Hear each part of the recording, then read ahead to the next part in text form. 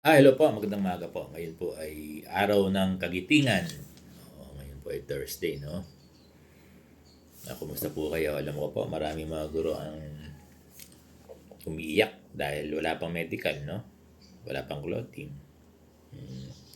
Ngayon naman yung inaasahan sana nila na GSIS na 3 months refund. Ito yung topic natin.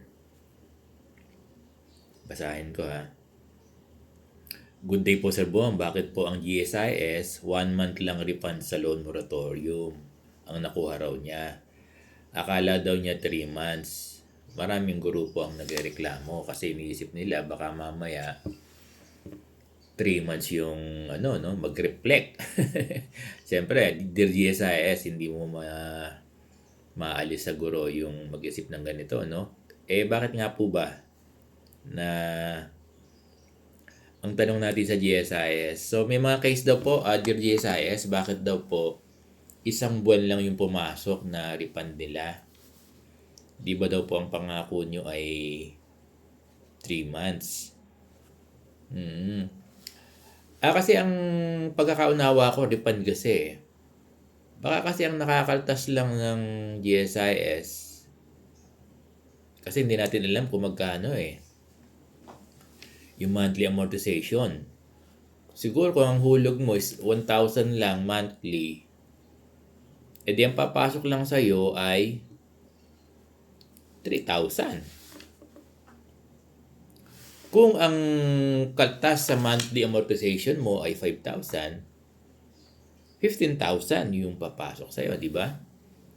Kasi ang pinag-usapan, sa pagkakaunawa ko, ang iriripan sa'yo yung hulog mo doon sa sa utang mo.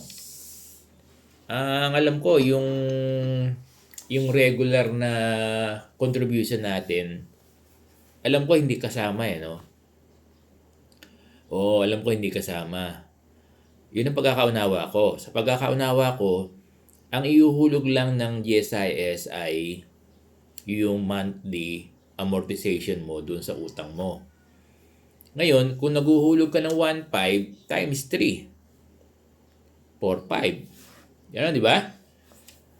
Ako, naguhulog ako, alam ko ng parang nasa 6,000 Hindi ko lang alam kung sakto na yun. Yung mga naguhulog ng 3,000 monthly, 9,000. So, tingnan nyo muna, dear teachers, tingnan nyo muna bago kayo mag-react. Pero, kung talagang isang buwan lang yung alam mo na binigay sa'yo dahil kabisado mo naman, di ba? Yung monthly amortization mo, partly cheated ka.